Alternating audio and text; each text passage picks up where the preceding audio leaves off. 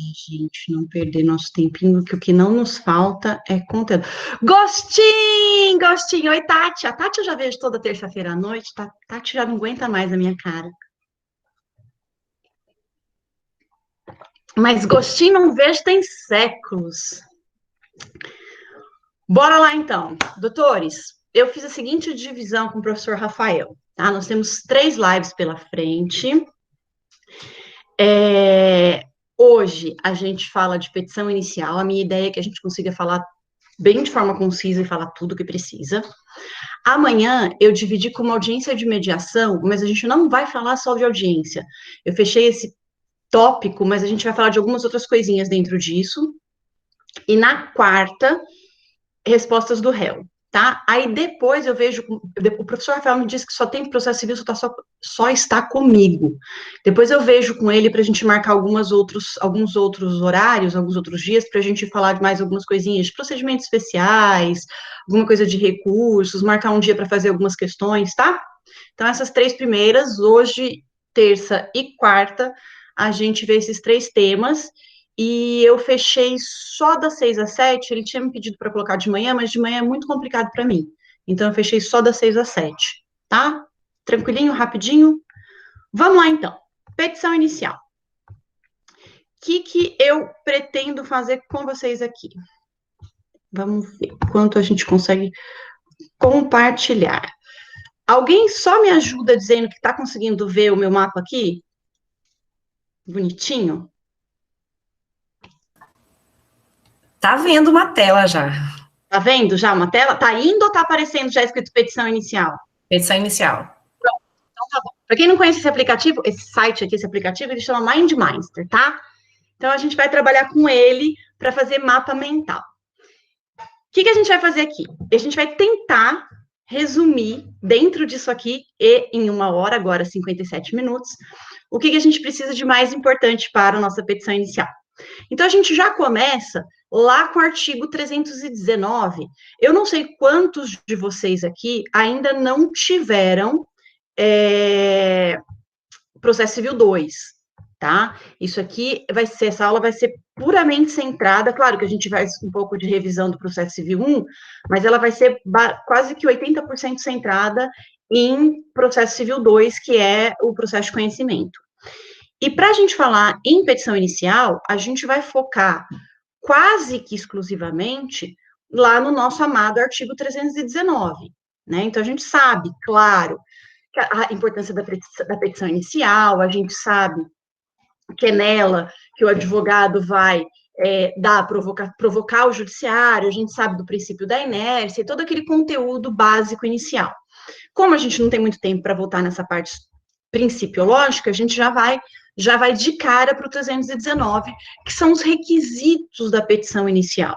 E são aqueles requisitos que quem teve aula comigo sabe que são os requisitos que a gente guarda no coração e não pode esquecer hipótese alguma. Tanto para a prova de primeira fase, quanto, ainda mais, uma prova para a segunda fase, onde vocês vão ter que elaborar uma peça, e em alguns casos pode ser uma peça que vai iniciar um processo, uma petição inicial, tá? Então, para um primeiro momento, a gente trabalha aqui, então, com o nosso artigo 319. Se por um acaso minha conexão cai, eu não vou nem botar CPC, que vocês sabem que a gente está trabalhando com CPC. Tá? Se minha conexão ficar clara e falha e começar a ficar robótico ou travando, vocês me avisem.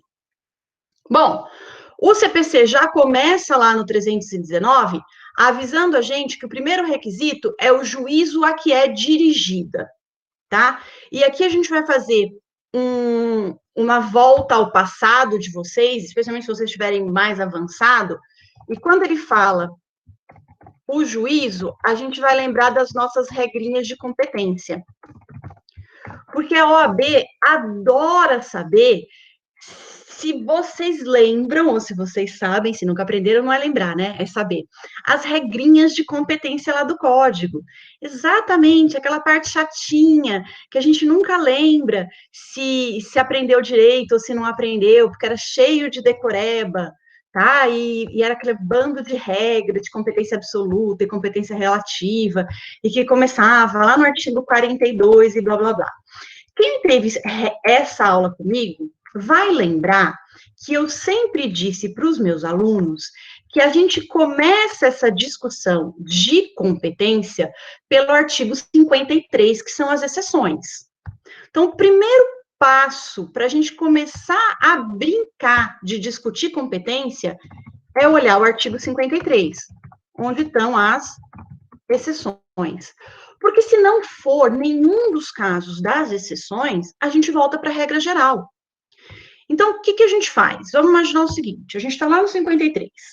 Aí a gente vai, tá vendo que é uma ação indenizatória. Vamos imaginar que a OAB, num dado momento, o examinador acordou muito feliz e ele deu de presente para vocês, provavelmente isso não vai acontecer, mas vamos lá, né? Ele deu de presente para vocês uma ação indenizatória. Dependendo do fundamento dessa ação indenizatória, qual que é a causa de pedir dessa ação indenizatória, a gente consegue vir aqui, ó, o quarto do lugar do ato ou fato para ação de reparação de dano. E se for acidente de domicílio do autor, do domicílio do autor ou do local do fato, para ação de reparação de dano sofrido em caso de delito ou acidente de veículo, inclusive aeronaves, 53, inciso 5º. Tá? Então, primeiro a gente vai para o artigo 53 do CPC. Olha todas as regras de exceção. Andréa, mas lembra que na hora da prova eu não tenho o CPC na minha mão. Não, você não tem, mas aí você vai, quando eu falo a gente vai, é mentalmente. A gente faz aquele no arquivo mental. Não é nenhuma das exceções do artigo 53? Não, não é. O meu arquivo mental diz que não é. Então, eu vou meu arquivo mental para a regra geral, que começa lá no artigo 46. E aí ele vai do 46 ao 52. O 51 e o 50, o 51 e o 52, eu nem falo que eles estão muito na regra, porque eles são em discussão quando é contra a União ou estados e Distrito Federal. Então, assim, fica muito, muito delimitado a questão dos 50, tá? E aí a gente vai lá naquelas regrinhas de direito pessoal, direito real sobre bem imóvel, o autor é incapaz, discussão de herança, e todo aquele conteúdo que a gente já viu, tá? Então, quando o código, no artigo 319, inciso 1, fala do juízo a que se dirige, a gente vai lembrar das regrinhas de competência que estão lá do 46 ao 53, começando pelas exceções do artigo 53. E aqui se abre um leque imenso de discussão que vocês devem se lembrar com relação à competência absoluta e relativa, né? E aí tem todos aqueles comandos que a gente viu, da competência absoluta, da incompetência absoluta que pode ser reconhecida de ofício, da incompetência relativa que não pode. Lembram os critérios da absoluta, material e funcional, os critérios da relativa, territorial e valor da causa. Eu sei que eu estou falando rápido, mas se vocês tiverem dúvidas, ou vocês jogam aí no chat, ou vocês abrem o microfone, tá, gente? Não tem grilo nenhum vocês abrirem, vocês me pararem. É porque isso aqui eu já estou partindo do princípio que é conteúdo para trás, certo? Então, tudo isso vai entrar aqui nessa regrinha, nessa discussão voltada à competência que a gente viu, que vocês viram em priscaseras. Bom, seguindo. O inciso 2 vai falar, lá no 319, os nomes, prenomes, estado civil, existência de união estável, profissão, CNPJ, CPF, endereço eletrônico, domicílio e residência do autor e do réu, tá? Então, a gente vai resumir tudo isso, porque eu não vou copiar tudo isso nunca, a gente vai resumir tudo isso e chamar de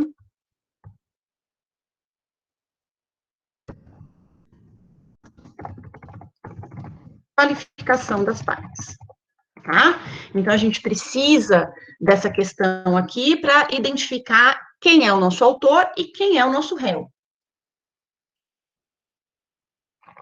E quando a gente identifica as partes, como eu estou entrando com a ação, os dados do meu cliente, é claro que eu sei. Então, qualificar o autor ou a autora é muito fácil, né?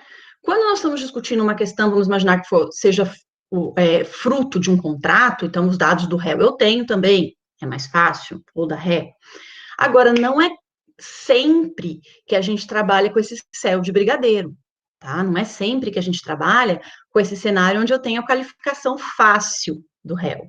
Existem cenários, e quem já está atuando em núcleo de prática sabe que existem cenários onde a gente não tem todos os dados do réu ou da ré. E aí a gente vai trabalhar com o cenário, com os dados que a gente tem. Então, a qualificação que eu não tenho a menor ideia do CPF. Eu não tenho a menor ideia do estado civil ou da profissão. O que eu tenho é simplesmente o endereço. Perfeito, o endereço é importante porque eu preciso citar, né? A citação do réu é o que vai tornar ali perfeitinha e redondinha a relação processual. Ah, Andréa, mas a gente tem situações de indeferimento da liminar, improcedência do pedido, que a gente vai até ver a aula que amanhã, na verdade, né? Na live de amanhã, quando a gente falar um pouquinho, a gente vai falar disso um pouquinho antes de falar da audiência. Né? São situações em que o código abriu uma exceção e deu lá fim ao processo antes mesmo de citar o réu. Mas a regra geral é trazer o réu aqui para o polo dele, para o cantinho dele. No canto do ringue, lá naquele cantinho, fica o polo passivo do nosso processo, nosso réuzinho. E para que a gente possa chegar a ele e citá-lo, eu preciso do endereço, tá? Agora, eu não tenho esse endereço, como é que eu faço? O que o código me diz quando não existe esse endereço? Morreu? Não há o que fazer? Acabou, acabaram-se todas as chances. Não, o código te dá uma solução. A ideia do código aqui não é acabar com tudo. No próprio 319, ele vai dizer que se você não tem essas informações, você pode pedir para o juiz requerer diligências necessárias para obter. Ah, e que diligências? Ah, o juiz pode pedir para a Receita Federal fornecer um endereço. O juiz, há muitos anos atrás, a gente pedia para o juiz oficiar as operadoras de telefonia fixa para fornecer endereço constante, né? Se havia algum endereço relacionado àquele CPF, quando você tinha o CPF.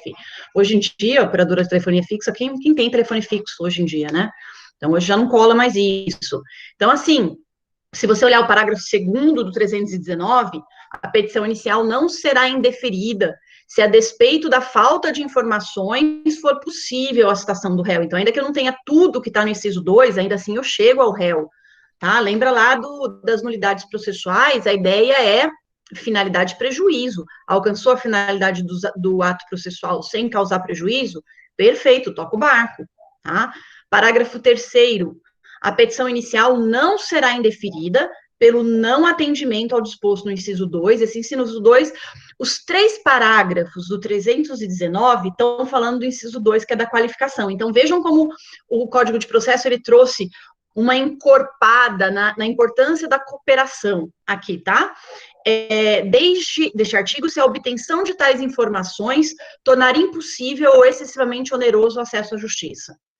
Então, na verdade, tudo isso é meio que voltado para o judiciário, para falar, olha, vamos parar com formalidade, para com picuinha, bora tocar o processo para frente. Lembra lá do princípio da primazia da decisão de mérito?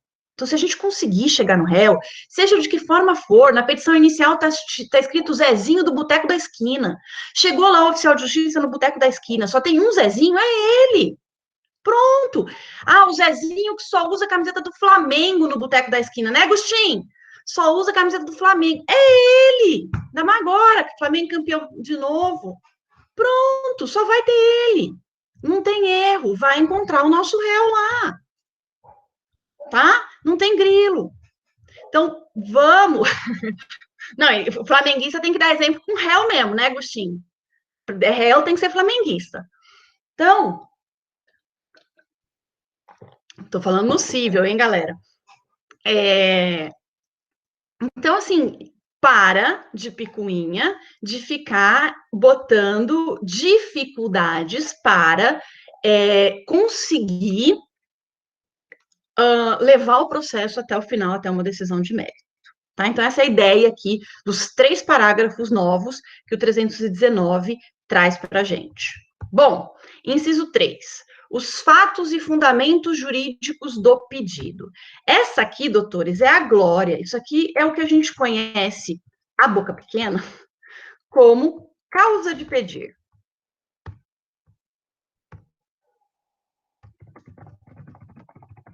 A causa de pedir, vocês vão lembrar da boa e velha. São os nossos fatos e fundamentos jurídicos, tá? Então, a causa de pedir, ela é composta por 2 elementos. Fatos, a nossa historinha, bonitinha. Tentem não fazer uma coisa brega, cheia de adjetivos, tá? Seja lá, conciso. Fatos e fundamentos jurídicos. Lembrando que aqui no Brasil a gente tem a teoria da substanciação da causa de pedir. Andréa, eu preciso decorar isso? Gente, eu só vi cobrar isso uma vez, tá? Mas vai que vocês são azarados. O que quer dizer teoria da substanciação da causa de pedir? É aquela máxima, o juiz conhece o direito, sabe? Dai-me os fatos que eu lhe darei o direito. Então, o que vincula são os fatos, não o direito. Tá aí? E quer dizer que eu fiz uma petição inicial, eu narrei os fatos, na hora de eu trazer os fundamentos jurídicos, eu coloco um artigo errado, não morreu, não acabou tudo. Por quê? Porque eu não sou obrigada a conhecer, em tese, tá? Eu não sou obrigada a conhecer o direito. Daí, dai-me os fatos que eu lhe darei o direito. Tá? Então, por isso que chama a teoria da substanciação da coisa jurídica. Ou da causa de pedir da coisa jurídica. Teoria da substanciação da causa de pedir. Tá? Esse é o nosso, o que se aplica aqui com relação à causa de pedir para a gente.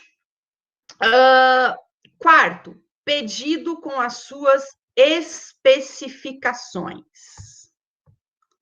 Deixa eu dar uma olhada em vocês, ver se tem, peraí. Deixa eu só escrever isso. Não, é aqui. Questões importantes com relação ao pedido.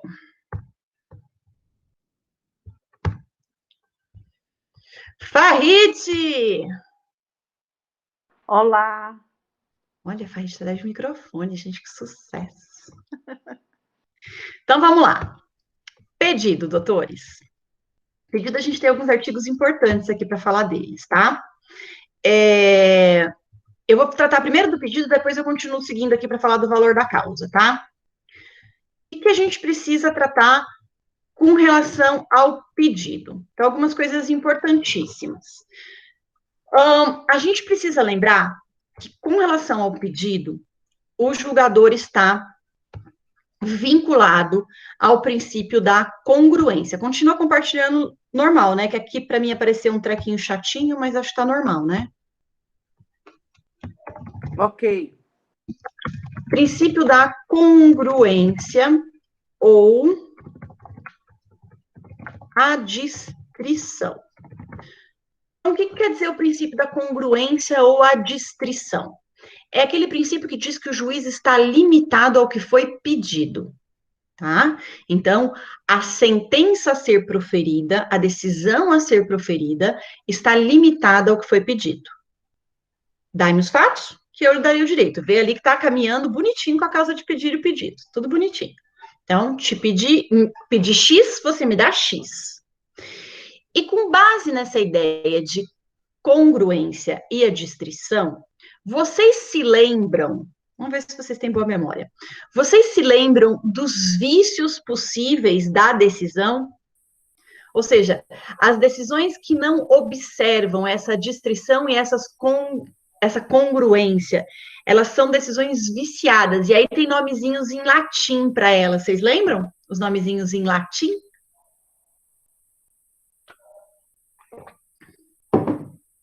Como é que a gente chama essas decisões? Sim. Sim, quais?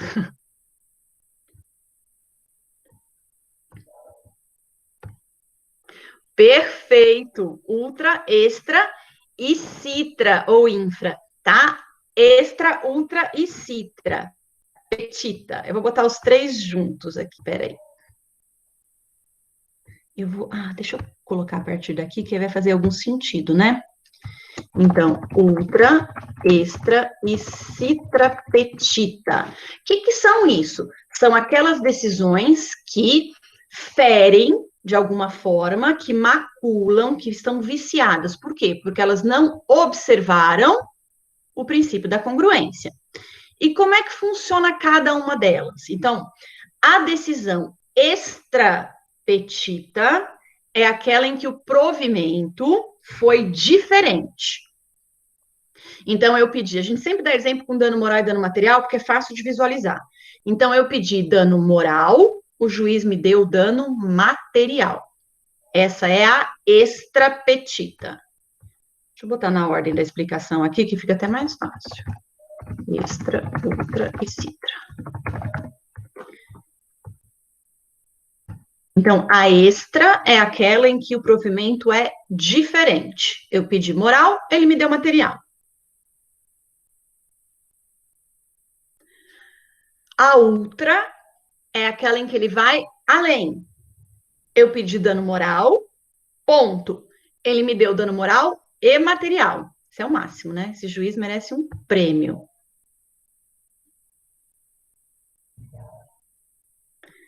Então, a extra é aquela em que ele vai além.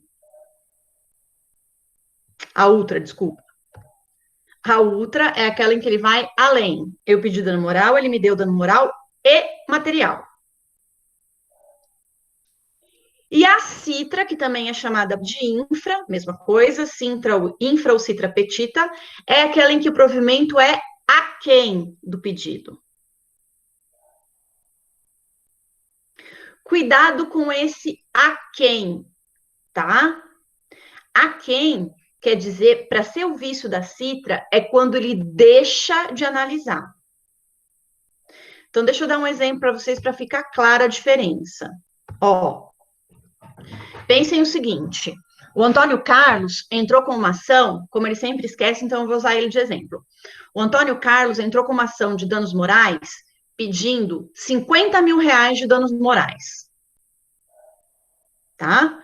O juiz julgou parcialmente procedente e concedeu, e condenou somente a outra parte, em 20 mil reais a título de danos morais. Isso não é citra petita. Não é porque deu um valor inferior ao que ele pediu que a decisão está viciada. Citra petita seria se o Antônio Carlos tivesse pedido dano moral e dano material e o juiz só tivesse apreciado o dano moral. Então, vamos imaginar, o Antônio Carlos pediu dano moral e dano material. O juiz julgou procedente o pedido de dano moral e improcedente o de dano material. Não tem problema nenhum nessa sentença. Ele apreciou os dois pedidos. Agora, Antônio Carlos pediu dano moral e dano material. O juiz apreciou o pedido do dano moral e esqueceu o dano material. Aí essa é uma sentença citra petita. Então, quando a gente fala em provimento aquém, não é porque ele, eu pedi X, ele me deu X menos 10. Não, então ele apreciou o X. O problema da citra petita é quando ele não aprecia. Entenderam a diferença?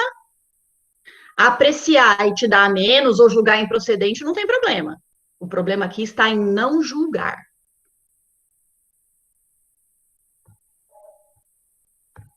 Então, esses são 3 vícios que a gente tem na decisão.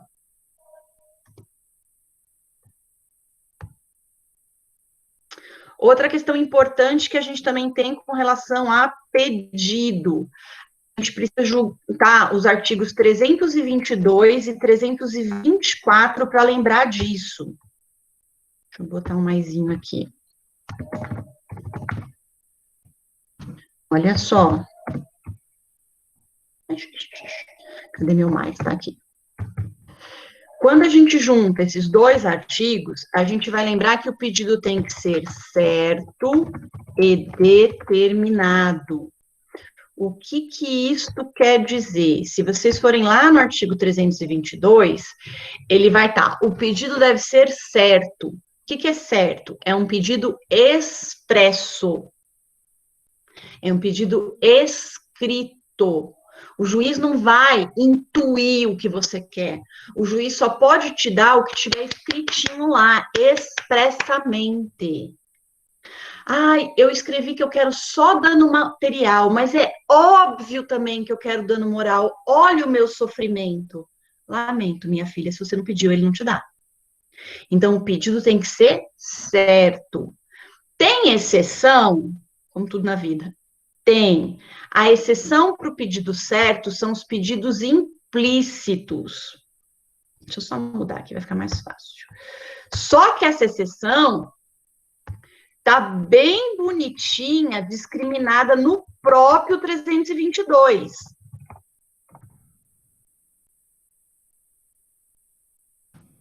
Se vocês olharem os parágrafos do 322, vocês vão ver o seguinte.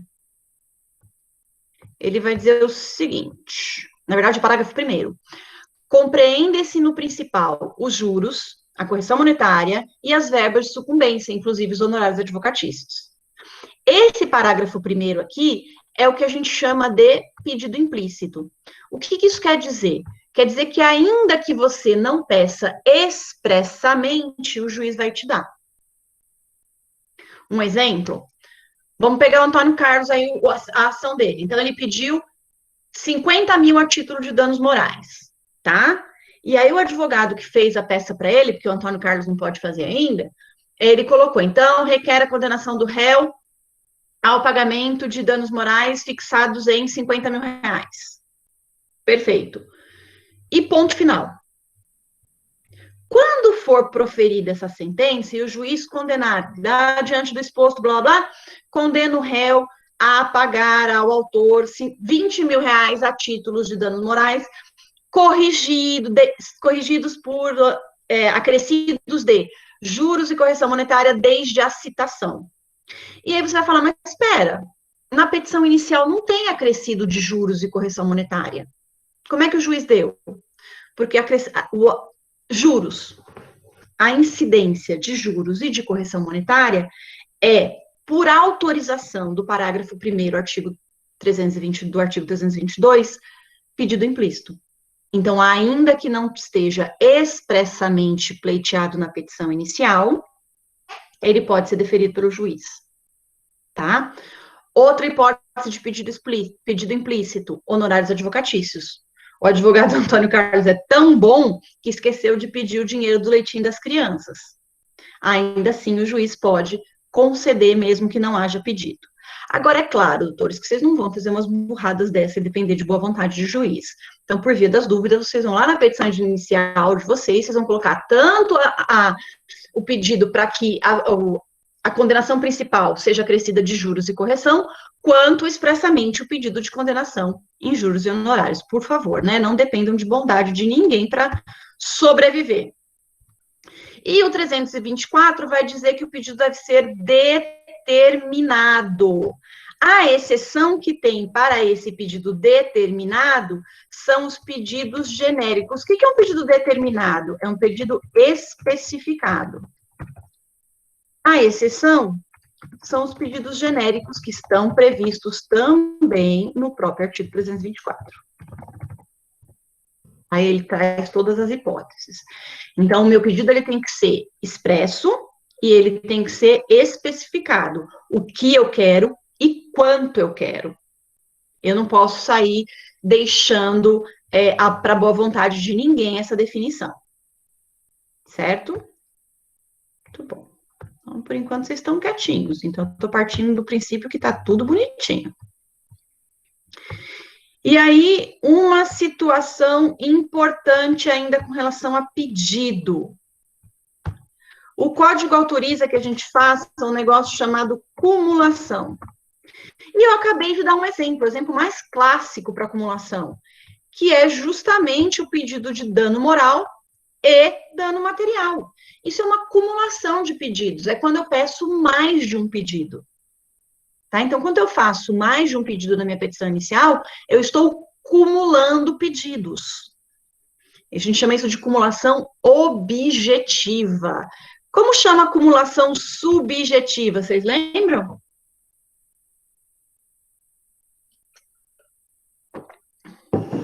Vocês lembram o que é acumulação subjetiva?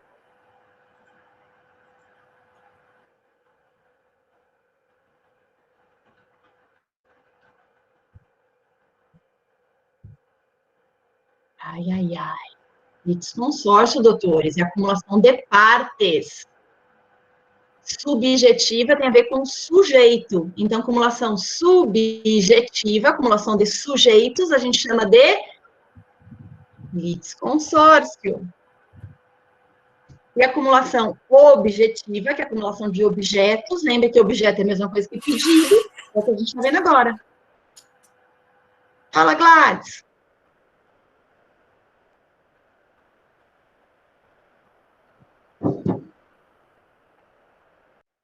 Não. Então, tá bom. Voltando. Então, acumulação de pedidos. Importantes que a gente tem que ver aqui para acumulação, tá? A gente tem modalidade de acumulação de pedidos. A gente vai falar bem rapidinho delas.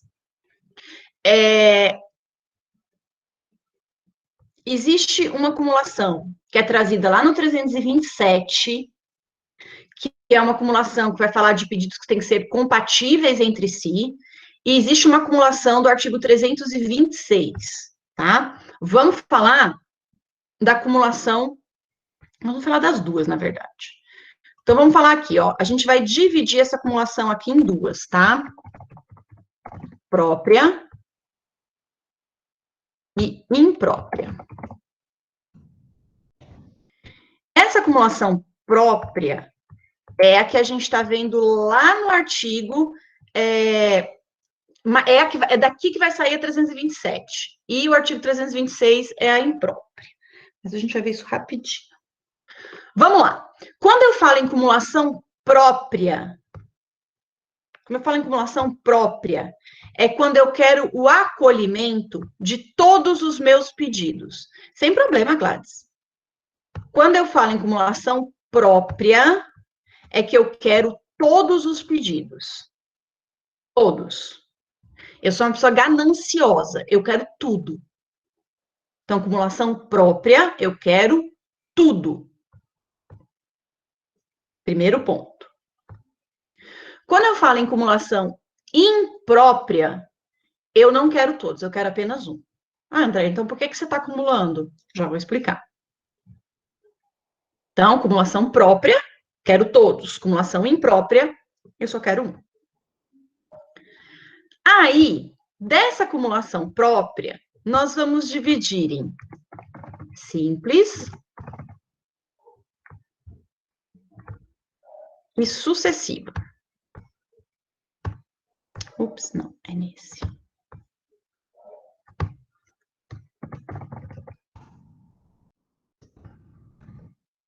Já vai ficar mais fácil, vai parar. Essa é a última divisãozinha. O que é uma acumulação simples? Os pedidos, eles são independentes entre eles são autônomos, tá? Eu quero os dois, mas eles são autônomos. Então, só para facilitar, pedidos autônomos.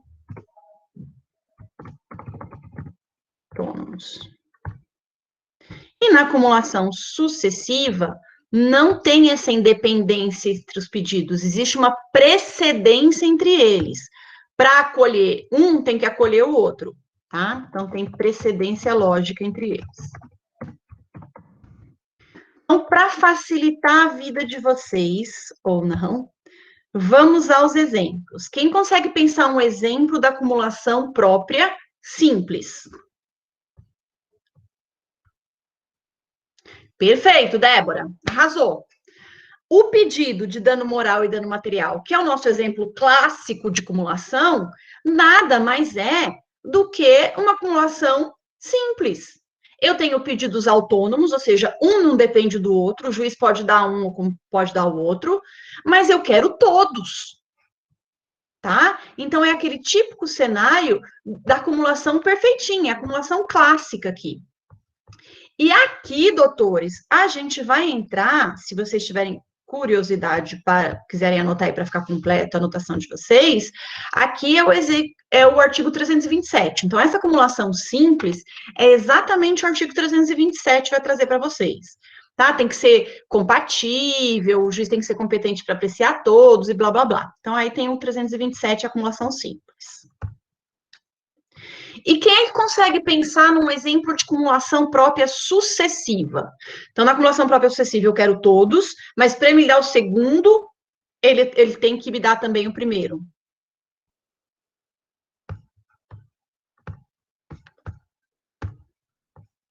Muito bom. Investigação de paternidade acumulada com alimentos. Ou acumulado com petição de herança, como trazido pela Gladys. Então, assim, eu quero todos, mas para que ele possa me dar os alimentos, obrigatoriamente ele tem que reconhecer a paternidade. Não tem como me dar alimentos sem reconhecer a paternidade. Mas tem como ele reconhecer a paternidade e não me dar alimentos.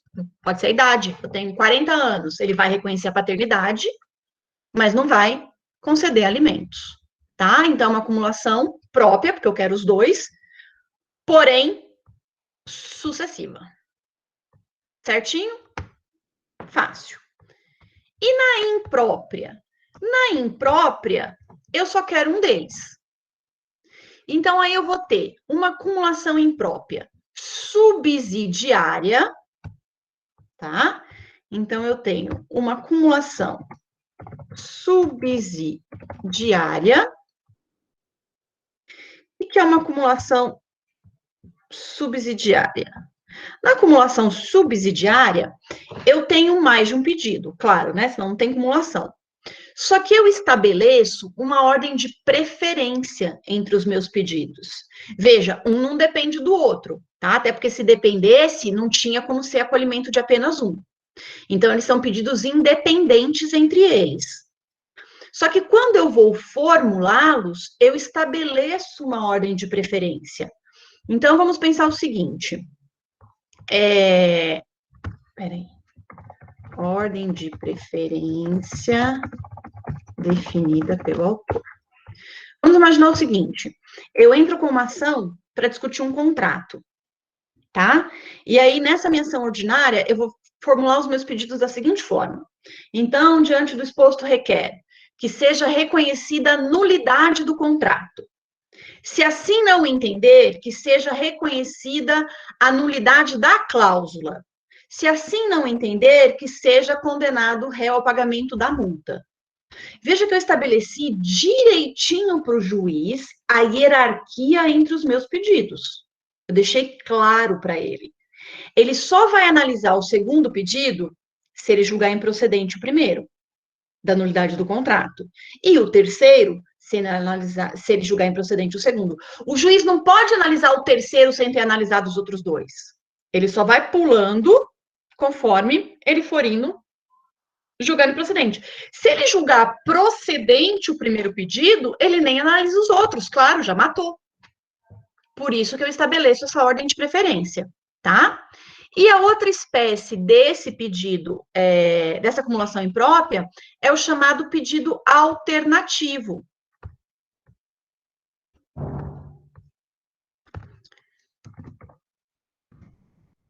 Qual que é o problema do alternativo? O problema não, né? Qual que é a situação do alternativo? Eu vou formular vários pedidos da mesma forma, só que eu não estabeleço ordem de preferência.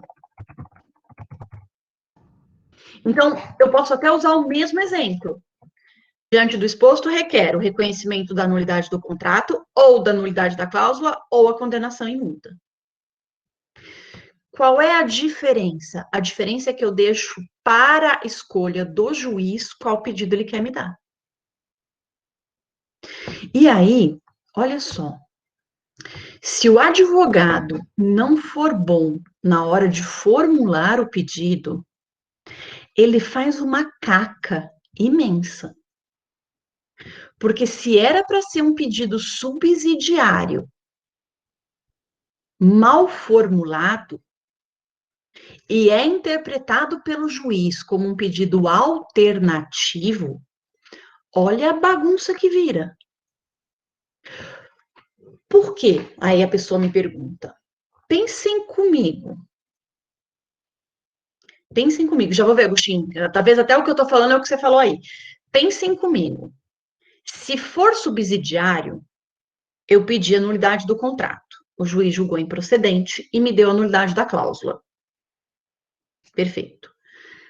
Nessa historinha, eu tenho total interesse recursal.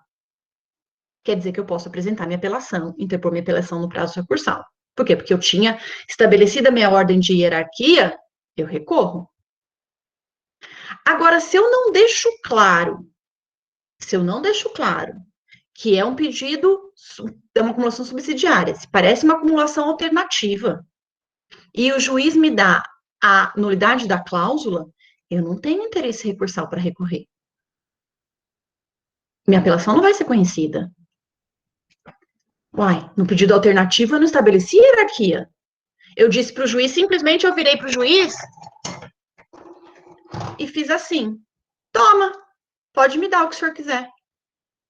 Se o senhor quiser me dar, tá bom. E aí ele falou, vou te dar azul. Aí depois eu vou brigar que eu queria roxa? Lamento, não vai rolar. Então, assim, pedidos mal formulados, você cria um caos para o seu cliente e indiretamente para você. Se a acumulação for alternativa, não há condicional. Isso. Perfeito. Exatamente isso. Se ela for alternativa, não tem e se não for assim, seja assim, né? Então, na hora de formular o pedido, tem que estar muito clarozinho se tem uma hierarquia entre eles, se tem uma ordem de preferência entre eles, ou não. Tá? Então, essa é a acumulação de pedidos. Sigamos. Vamos voltar aqui nos requisitos. Que para pedido, eu acho que eu falei tudo. Bom demais. É um fato. Próximo requisito. Ah, agora vem chabu também. Ai, não. É aqui. Valor da causa. A toda causa deve ser atribuído o seu valor. E aí, o valor da causa estão lá nos artigos 291, 292. Tá? Então, como é que funciona a regra do valor da causa? Para a gente resumir aqui. A gente tenta, o código tenta fazer simplificar. Ele vai dizer o seguinte, lá no 291, a toda causa será atribuído o valor certo, ainda que não tenha conteúdo econômico imediatamente aferível, tá? Então, obrigatoriamente, você precisa atribuir valor à sua causa. Isso não tem como. Para que serve esse valor da causa? Sobre esse valor da causa, você vai calcular custas iniciais, você vai definir juizado especial ou não, tá? Dependendo da situação, sobre esse valor da causa, serão calculados os honorários de sucumbência, certo? Então, o valor da causa é requisito obrigatório. E aí vem, como é que eu defino? Eu boto o valor que eu quiser? Não, você não bota o valor que você quiser. Seria bom se pudesse, né? Não, você não bota. Por quê? Porque o artigo 292 vai te falar quais são as regras para definição do valor da causa.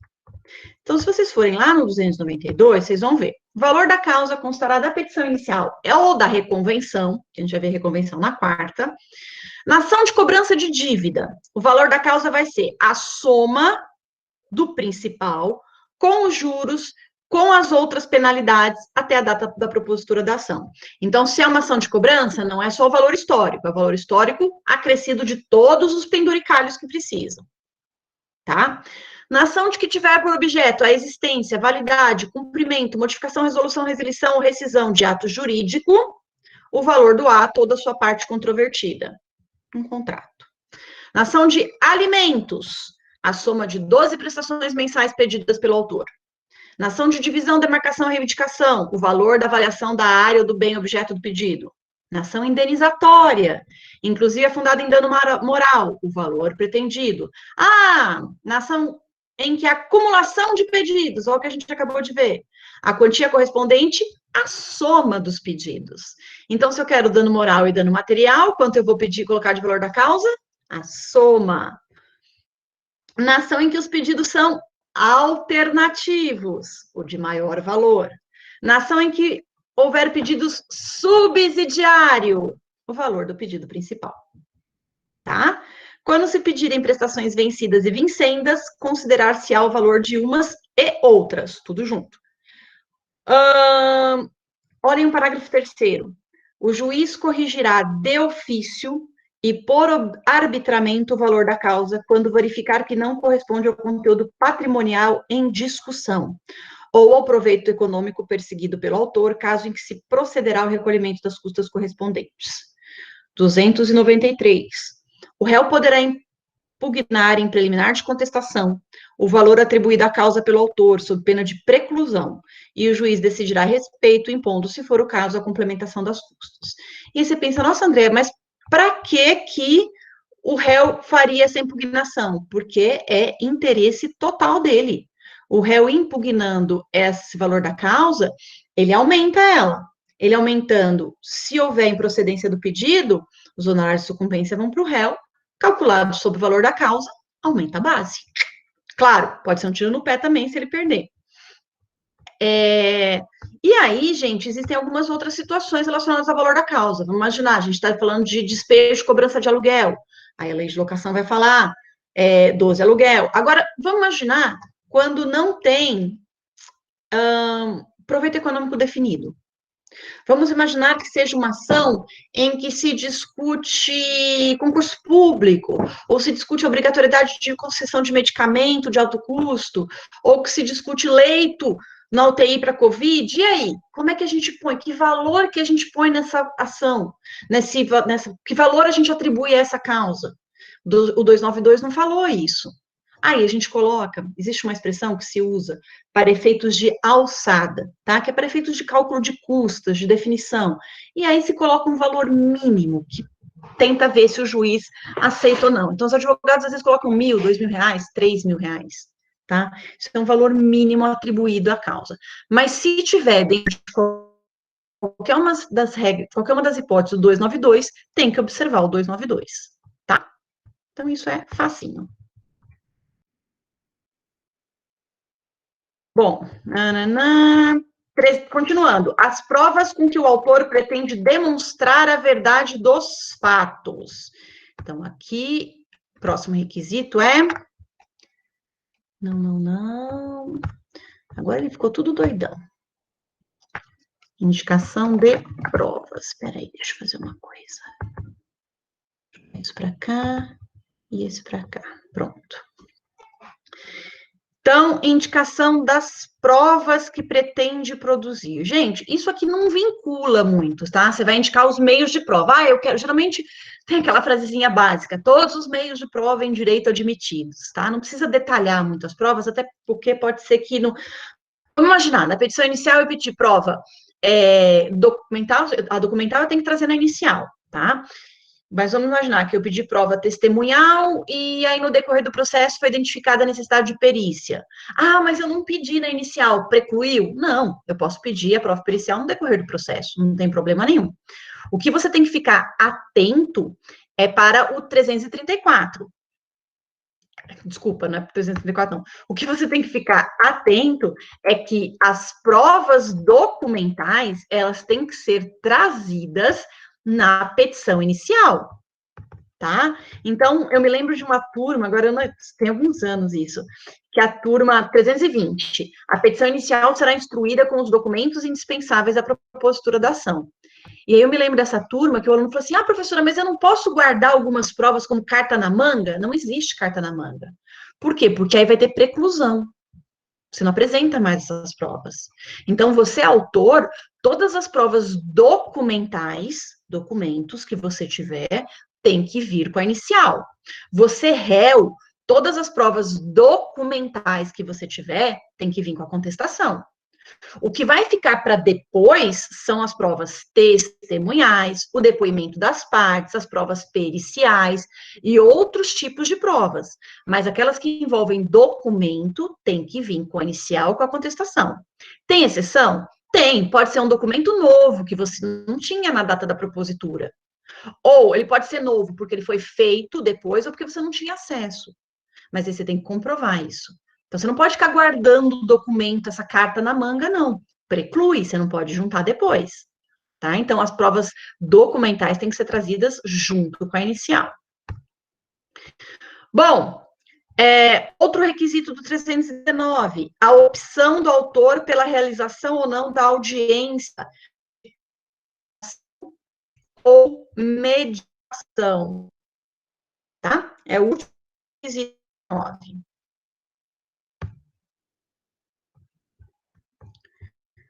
Vou botar aqui. Ai, não, peraí. Ele some com os negocinhos. Opção do autor pela audiência de conciliação ou mediação. E aqui a gente vai ver amanhã a questão da audiência de conciliação ou mediação. Até que ponto o autor se manifesta, o réu se manifesta, a contagem depois do prazo para contestação, como é que funciona, tá? Então, as questões voltadas à audiência ficam para a semana que vem. Oh, meu Deus do céu, tô acostumada com aula uma vez por semana, tá nisso, tá? Agora, para a gente finalizar, então, que eu sei que a turminha da noite tem aula daqui a pouco.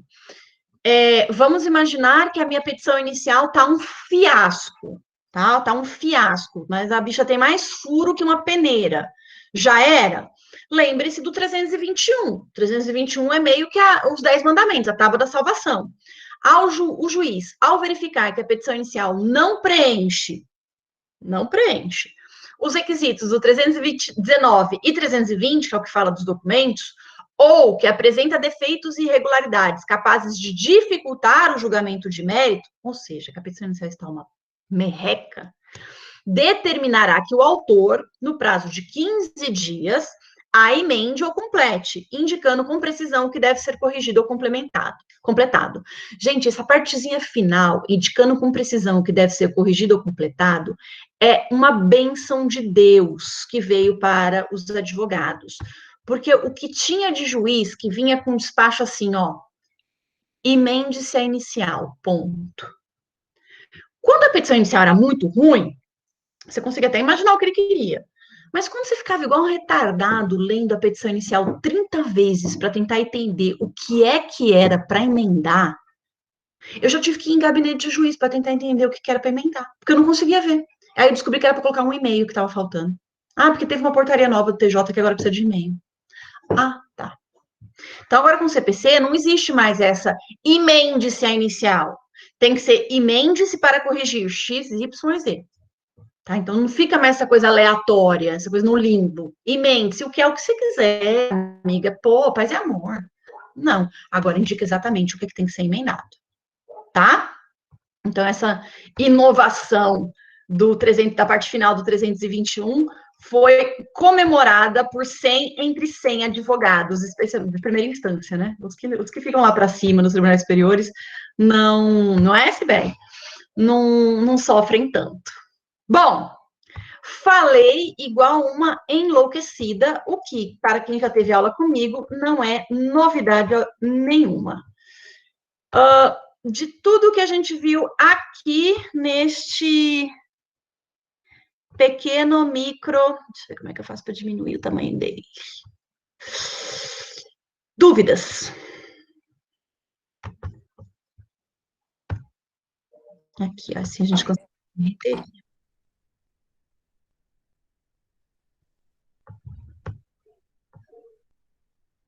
Enlouquecida e desatinada. Sim, Gostinho, sou eu. Não mudei absolutamente nada, Gostinho. A pandemia só me deixou mais doida. Gladys, eu até posso disponibilizar, mas como? Só se eu... Ah, e o professor Igor disse que consegue mandar para vocês, não consegue? Eu vou salvar ele aqui, e aí eu vejo para o professor Igor como é que ele disponibiliza para vocês. Tem um grupo de WhatsApp aí da UAB que ele manda para a gente, geralmente, os materiais. Pronto. Eu vou salvar ele aqui, e aí eu passo para o Igor. Tá bom? Tá gravando, Manuela. Agora, onde ela fica gravada, aí você já quer demais do meu conhecimento. Mas ela tá sendo gravada, sim. De nada. Então, amanhã a gente faz a continuação. Na verdade, eu fiz toda uma linha, tá? E amanhã a gente continua. Ô, André, deve ficar lá no YouTube, né? Será que... Eu não sei se todas sobem para o YouTube, Farid. Será que todas sobem? Eu acho que a sua é live, deve subir. Sei não. Então, vamos parar de gravar para a gente falar mal de tudo. Eu não sei se todas sobem, não. Aí eu Vai acho estar que a sua- gravada. Eu acho que vai para lá. Então tá bom. Então, crianças, boa aula para vocês. A gente se Tchau vê e amanhã. obrigado, Andréia. Até. Beijos. Até. Beijo.